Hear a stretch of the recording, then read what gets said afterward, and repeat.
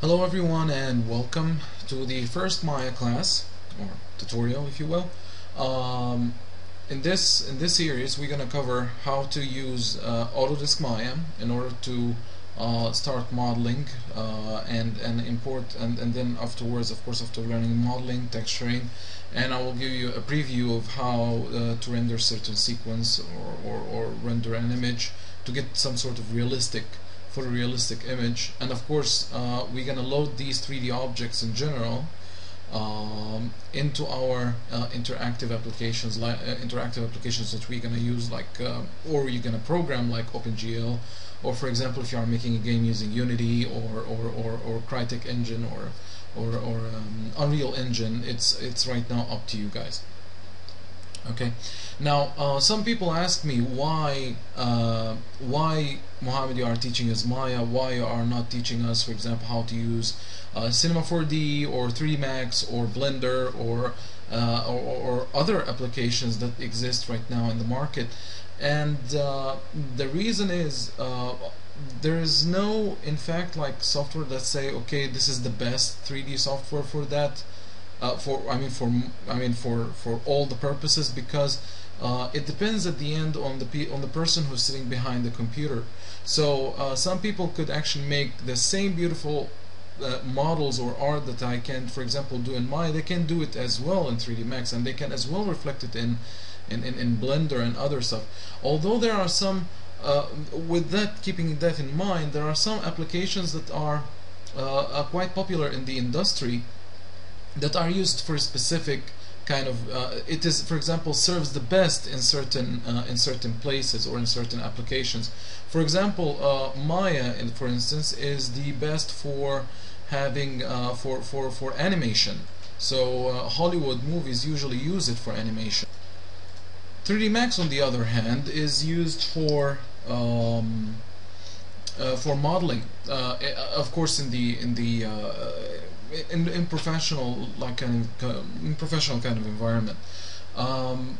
Also, it's quite important to note here what made Autodesk Maya popular. It is because it's available it's cross-platform, so on all platforms.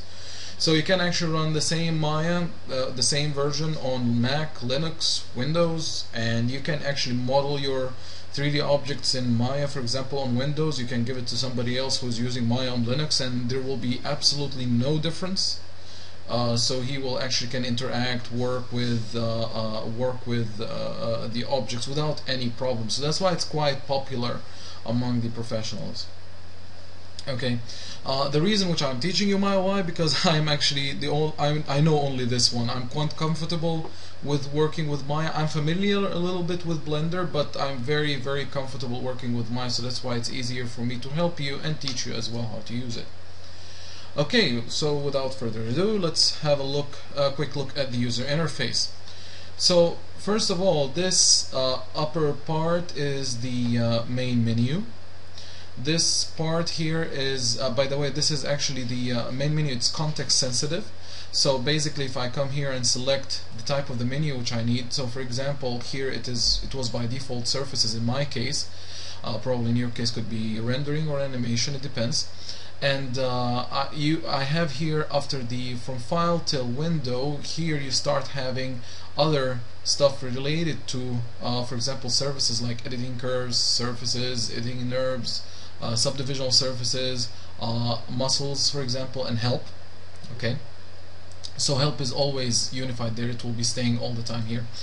As for the animation, as you can see here, we got a different set. So apparently the S is still there, but animate, geometry cache, deformers, skeletons, skins, constraints, and so on and so forth. The part for the tool set for the animation is just laid out for you there. Polygons, which we're gonna use quite much and intensively for this class, because 3D applications, for example, your OpenGL application or your games, usually they love polygons. Polygons are the best and the easiest to process for the graphic card. Okay, so Here, as you can see here, I have a specific special selection way, well, selection model, if you will.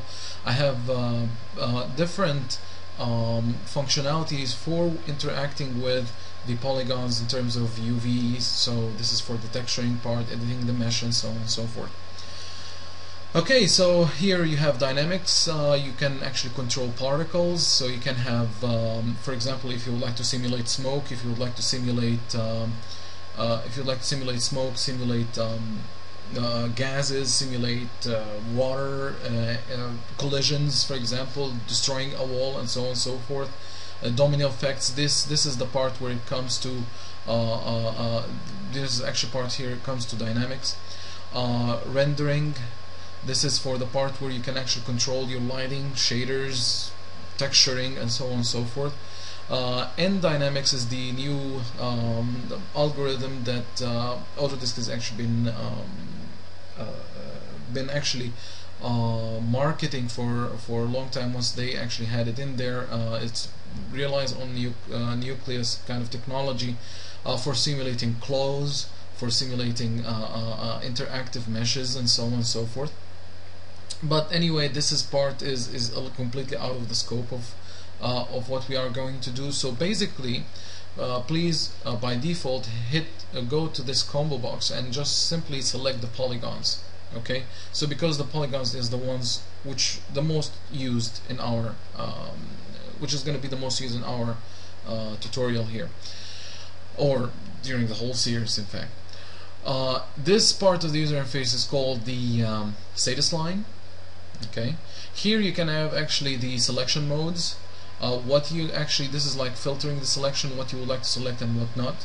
Here is the part where it goes to snapping. Okay, so snap to grid, snap to vertex, snap to curves.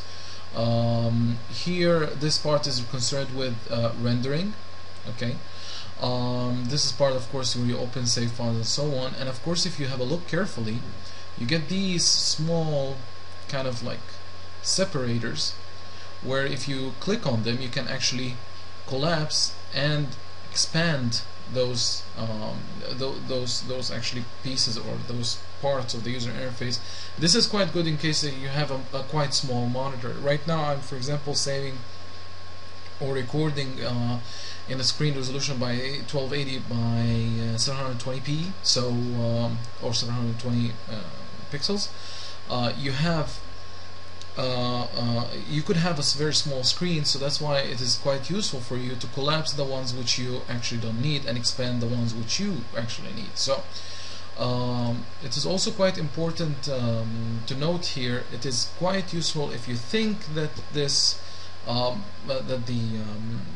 generally working with 3D graphics or modeling gonna be your future job. Please try to get yourself at least a second monitor. So basically 2 monitors is the bare minimum for effectively working with interactive or working with 3D graphics, because you're really gonna need like a huge screen space in order to to see the texturing part or for example, if you would like to animate and see your animation at the same time, so you can modify the curves on one screen and for example, like see the actual animation happening on the other screen, or for example in terms of texturing, if you would like, for example, to modify the texture coordinates on one screen and see the effect on the other screen and so on, it increases your efficiency by at least 60% or so.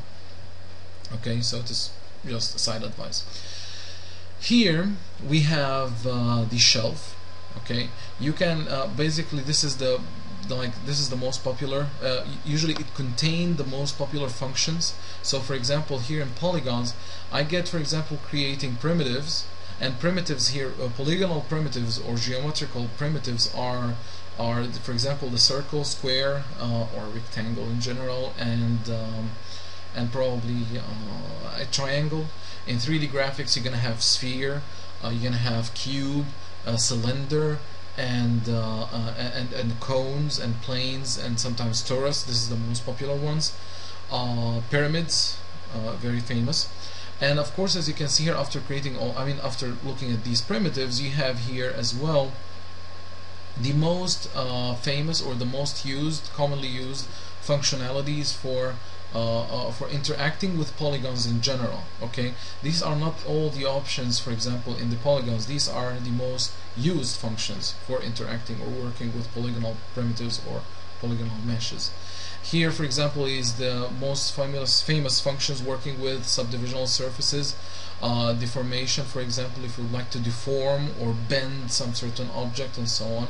This is the most famous functions for animation, let's say, rendering, dynamics.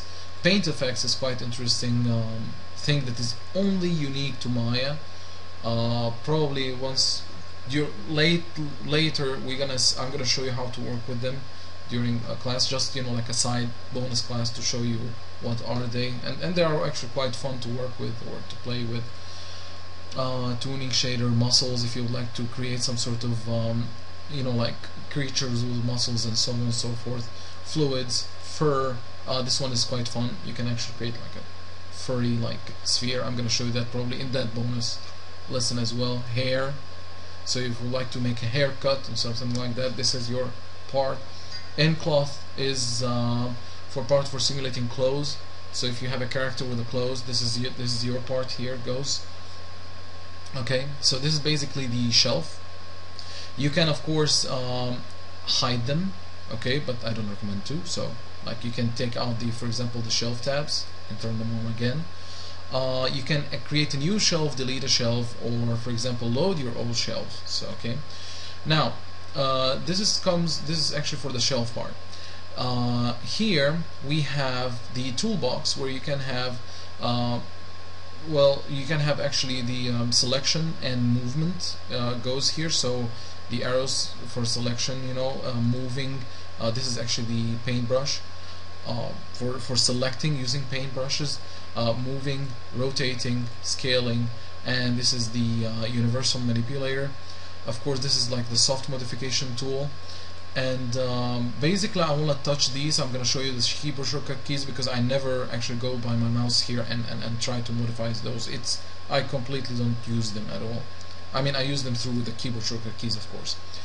Here is the timeline. Okay, the timeline for your animation, by the way. So this, like from here until there, this is your timeline. Each of these numbers represent a frame because your animation consists of several frames. 24 frames. This is represent 1 second of animation in Maya. You can actually change this to 30 frames per second. This is for people who are using the NTSC standard. For PAL standard, like in Europe and other countries, is going to be 25.4, I believe, or 24 frames per second. So this is like the value for how many FPS for certain animation. Okay, this is the range slider. Okay, so as you can see here, I got from 1 until 24, which is if I click by a left mouse button click, and move the range slider, I can right now observe the animation starting from 25th frame till 48th frame. So basically my animation is like 48 frames long. That means it's 2 seconds. If I click over this small box and drag, I can observe right now animation from the first frame till the 48th frame. If I would like to increase that number, I could just come over here and type, let's say, 120. So right now I have more more frames to observe, or more frames to my single animation. And of course, if I increase those, I right now have like some sort of increasing by 5, so 5, 10, 15, 20, 25, and so on and so forth. If you are not happy, for example, observing the animation in that way, you can just simply decrease the slider very much, like so. And right now, for example, you can have like 1, 2, 3, as you can see, but of course you have to move the range slider in order to have a better overview of certain parts or certain portions of your animation. Okay. Here, of course, this is the multimedia control. I will not explain them because everybody used the media player before, so I believe this is quite obvious. What are they? Here you type your Mel script, Maya embedded language, and of course you can actually type even Python by clicking over here. So right now I clicked over the Mel, and right now I can right now write Python commands. If you don't like it, you can just type here mel commands for it. Of course, you have to see the documentation of how to write Python commands in order to control some certain stuff or script some certain stuff in Maya. This part is responsible for giving you the output commands, so the command response. So for example, if I've created, let's say, a cube, so I clicked over cube here and click and drag.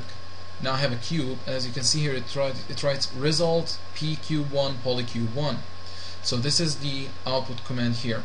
Now it is very important to note that this part right now is black. That means that your command has been executed successfully.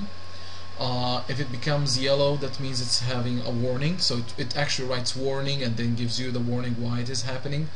And red in case your command has an error or it didn't execute successfully for any kind of reason.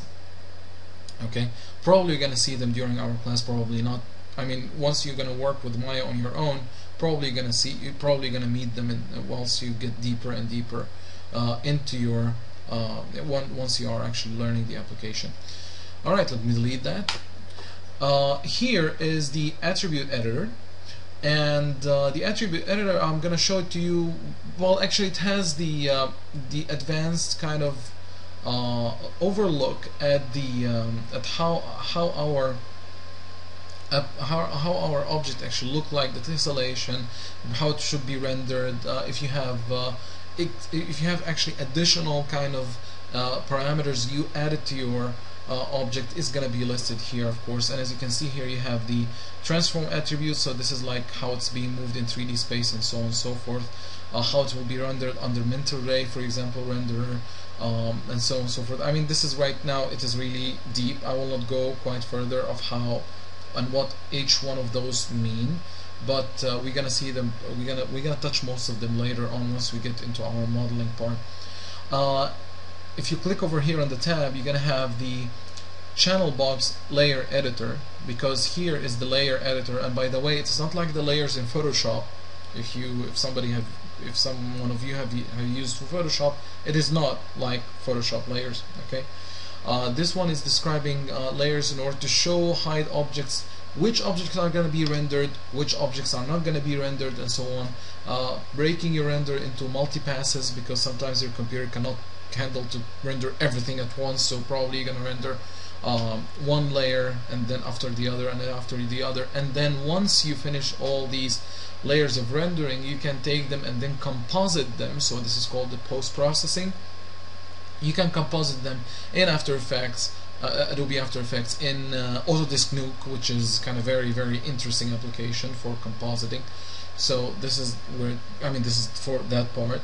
But we are mostly concerned actually with the channel box, because, for example, when you select an object, you can actually control a lot of its aspects. For example, you can control how it's going to be translated, which means move. In XYZ axis, how it's going to be rotated in XYZ axis, and how it's going to be scaled in XYZ axis. Of course, you can toggle the visibility on or off. So for example, you can say off or type on.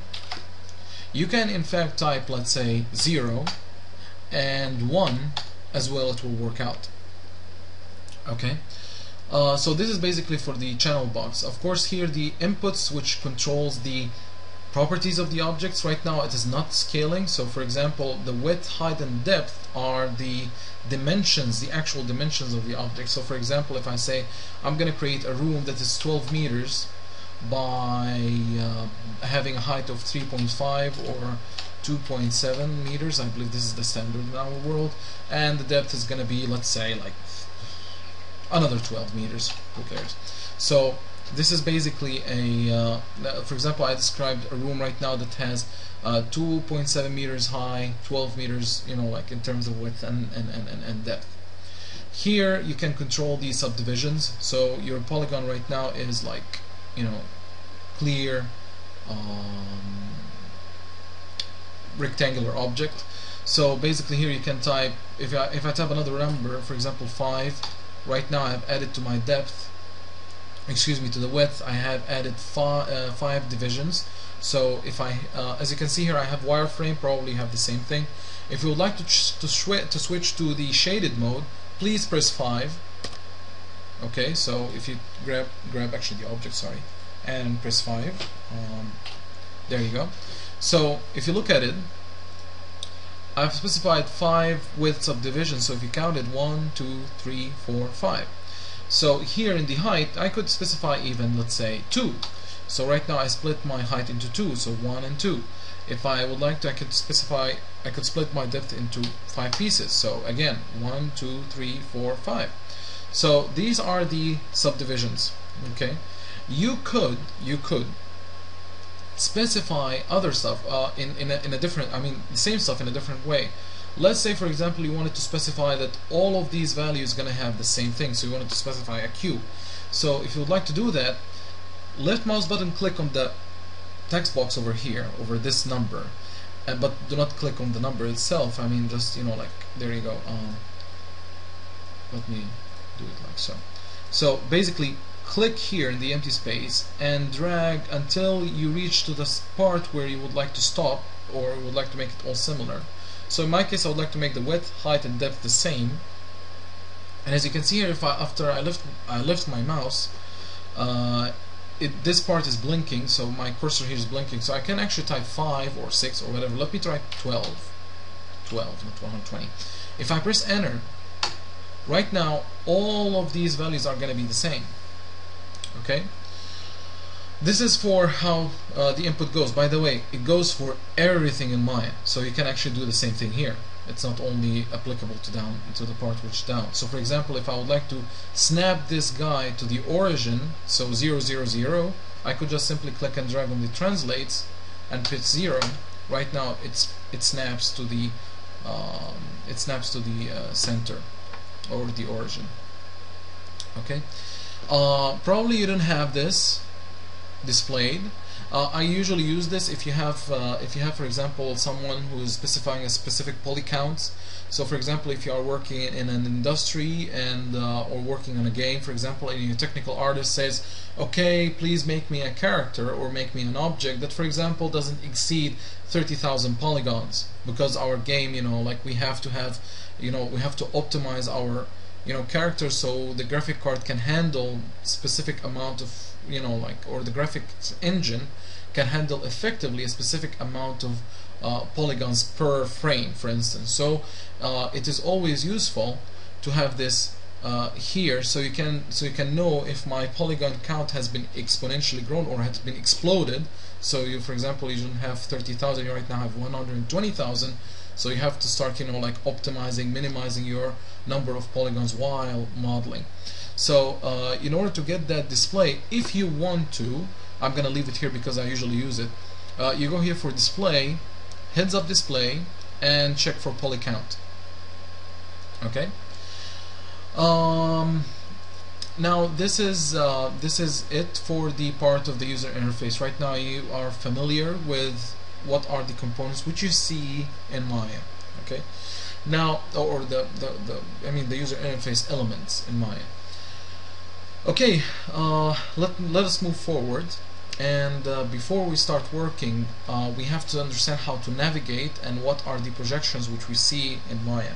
Okay, so right now in our 3D views, you saw me that I'm zooming in and out. I'm actually using, by the way, the mouse wheel. You can use that as well. As you can see here, it's written perspective. That means I'm in the perspective projection. Okay, where the stuff which is closer to me gets bigger and the stuff which is away, far away from me, it gets smaller. This is the perspective projection. Okay, if I would like to see other types of projections, like the orthographic projection, let's say, I could just simply hit the space once, and as you can see here, I get 4 split views. I get here my my perspective. Here is the top view, so I'm looking at this cube from the top. Here's my side view, or front, excuse me, this is the front view, and it's written right there. Here's my side view, and all of these 3, this one, and this one, all of those 3 are actually orthographic projections. Okay. Now, in order to feel the difference, I will actually create one more sphere over here, just to let you feel the difference. You don't have actually to to do what I'm doing. Just I want you to see what's happening here. So right now, this is how the sphere looks like from the top. This is how it looks like from the front. Now, of course, if you are in the perspective, let me show you here. Okay, so right now in front of me, a sphere and a cube. Now, if I push that, of course, you have, with the perspective view, you have, of course, something which is called the parallax. But let me try to show you here. So as you can see here, I pushed the sphere quite away, and if you look here from the front, I'm looking at the part from the front here as well from the front, but as you can see here, there's no depth to it. This is because the orthographic projection is a parallel world. There is no depth could be described in the orthographic projection. However, if you look at the perspective projection, you can see that the stuff which are going away from you, they get smaller, and once they get closer to you like this, they get bigger, right? Of course, you have something which is called parallax. Parallax is quite useful for people like when they, for example, model space scenes. So, for example, you have this effect where objects, when objects sometimes get hidden behind other objects due to huge distances, for instance, or of course other stuff, or other causes. Let me show you how, of course, these projections look like. And I'm gonna show you again as well how to navigate. By the way, before I forget, in order for you to switch to a certain view, just place your mouse somewhere. For example, I would like to make the top view full screen, so I'll just simply put my mouse here, press the space bar once, and I get this this view maximized. If I would like to go back, just hit the space once and you're gonna go back, and then, for example, position my mouse wherever I like. For example, I would like to see the side projection, so I just put my mouse here without clicking or anything. I just hit the space and I could be here. I will see the side view.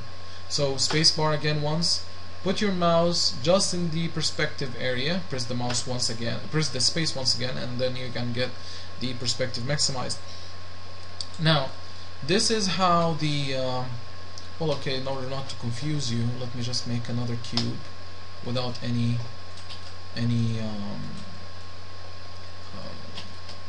without any subdivisions or anything. So let me maximize this, and I will take the vertices of these guys and like so, and actually this is it. So basically, your perspective looks like this. This is the world which you live in, inside the 3D graphics world, actually. So this is the perspective projection. As you can see here, it's called the frustum, or it's actually, this geometry is called the frustum because it is a pyramid without its top. So this is called the frustum. By the way, this is we are in 3D graphics using something which is called the pinhole camera model.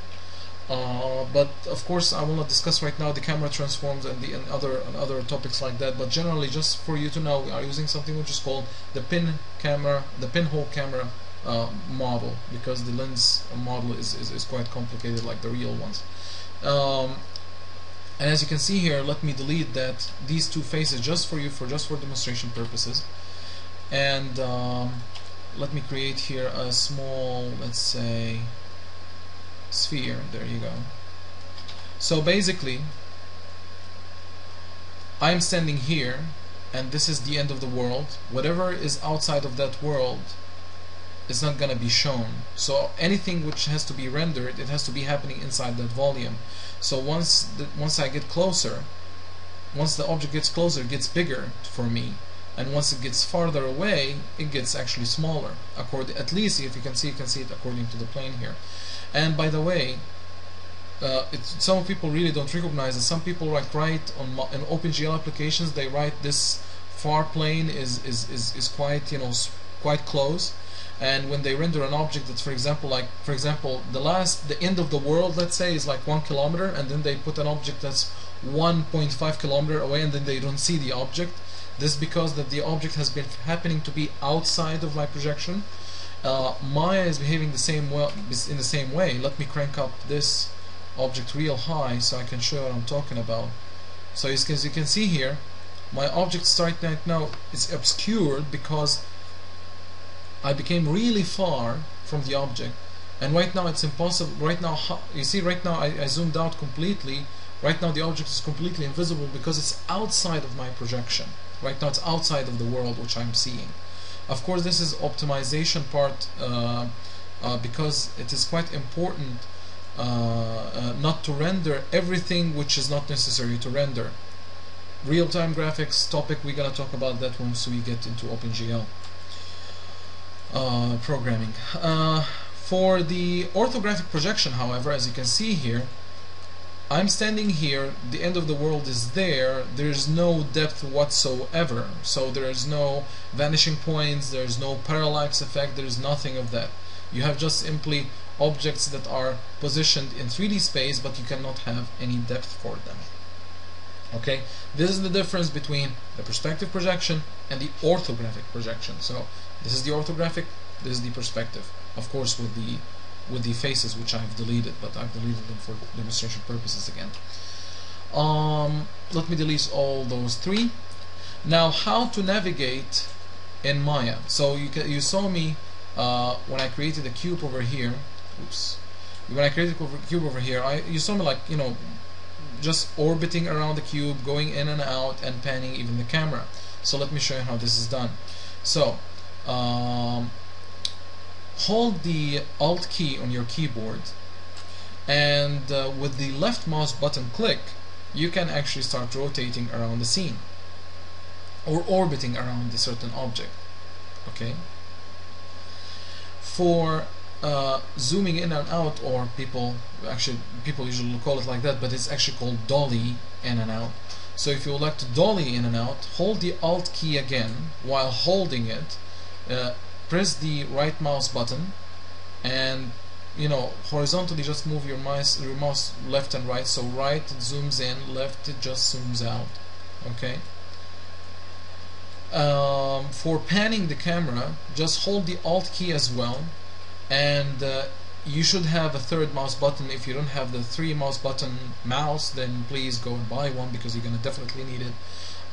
Middle mouse button click, and you can actually pan the camera. Okay. By the way, while working in 3D graphics, especially in Maya or any other applications, God give you actually 2 hands. Your right hand or your left hand, depends if you are righty or lefty, this hand has to be on the mouse. So which hand you are holding the mouse with, just, you know, hold that with one hand, the mouse, and don't put your hand under your chin, because your other hand has to be on the keyboard. Okay. Now let me show you why this is for. Now, of course, for navigating, because you're gonna use at least probably your thumb or any other finger in order just to press the Alt key. If I would like to create a cube, I'll just simply click over one of those primitives over here. Click and drag, as you can see here, drag on the base, drag the base on the grid and pull up for the height. So I'm gonna drag a base, and then I'll pull up for the height. Now, I can rotate around the orbit, or orbit around the cube, or the rectangular object, you know, polygonal objects, you know, dolly in and out, pan the camera, and so on. Now, in order to move our objects, it is quite easy. Just simply select your object and press the W key. Okay. So once you press the W key, you should have the manipulator like mine appear to you. Okay. Press the actually, well, yeah, let's not move to rotate right now, but anyway, W for moving. And there are like 2 ways of moving an object. One way is by dragging the axes, arrows here, and you actually click on the axes, by the way. So you click on these axes. As you can see here, I'm dragging into using the world coordinates. So of course you can have, this is Y, this is Z, and this is X. So X, Y, Z are R, G, and B. As you can see here, R, G, and B, X, Y, Z. Okay. This is one way, and I always recommend you to do that. Please do not move the objects from the center like other people do, because once you move the objects from the center, you are actually moving it according to your view. So you are sliding it over some sort of invisible plane parallel to your view. Okay, again, You are sliding your object from the center. When you do that, you are sliding your object or moving your object parallel to your view on an invisible parallel or an invisible plane that is parallel to you. And let me show you what I'm talking about. Some people say, okay, I'm gonna move this object down like so. Okay, so there you go. If I look here, it just not moved down, it just even became here. It's moved toward the x-axis. Now let me undo this. If you really would like to move the object down, just simply click on the y-axis and move it over here down. Now if you look, previously it was just somewhere over here. Right now it is actually moving down only on the y-axis. Another proof, if you observe the channel box over here, look at the translate x and y. So, or if I click with using the arrow, only the y value is actually has been changing, and of course I can punch in whatever number I like here. If I click and drag from the center, so I click on the center and drag, all the numbers are actually being changing. So you do this only if you know really what you are doing, or you're, for example, modeling a complex object and you would like really to move it according to your view or parallel to your view. Again, this is of course, you know, once the object gets complicated or something like that, but generally moving your objects in your scene, it is much more preferably for beginners to start dragging from the handles over here. Okay, so by the way, Q is for the arrow. As you can see, the arrow has been highlighted, so this is purely for selection. W, you can of course select objects while even the move manipulator is turned on. It's up to you. E for rotating, and of course you can rotate from the center, and as you can see here, all the rotation in the channel box, if you observe them, all of them are changing. And of course there is no way, if you would like to rotate your object around a certain axis, it's going to be a little bit difficult, so Control Z that. And of course you can see here's how I rotate around the X. So you can see, as you can see here, here's the manipulator for the red part. So X, Z, let me undo, and Y. Okay. And of course you can punch here whatever number you like. So Q for selecting whatever, if you like to, just for pure selection without any manipulators. W for moving. E for rotating. R for scaling. So some people would like, right now there is no recommendation, up to you. Right now it's up to you if you would like to, there's no recommendation for you how to use this manipulator. It's up to you. For example, if you scale from the center, you are uniformly scaling in all axes. So for example, if I would like to scale this object twice the time it is, so if I click and drag, if you look carefully at the channel box, right now I scaled the whole object at 2. All of the values are equal to 2.022. Okay, so this is called uniformal scaling, where you have uniform scaling, where you have your object getting scaled big, and bigger in all 3 axes. If you would like to scale only to a certain axis, you can just simply click over these small cubes, and you can start, for example, scaling according to the y-axis, x-axis, and the z-axis. Okay? So this is for object manipulation. By the way, Y is, or T, I believe T is for the, T is actually for the manipulators, manipulator control, I believe. So show manipulator tool or not. Y is for repeating the tool. Okay, it's not repeating the command. So please do not press it right now. We're gonna, once we start modeling our complex models, I'm gonna show you other keyboard shortcut keys, but generally Y is for repeating the tool. Okay, so basically you really need your other hand to be on the keyboard, so please keep it that way. All right. I will prefer right now to stop right here, and then I'm gonna actually in the next lesson or in the next video, I'm gonna show you how to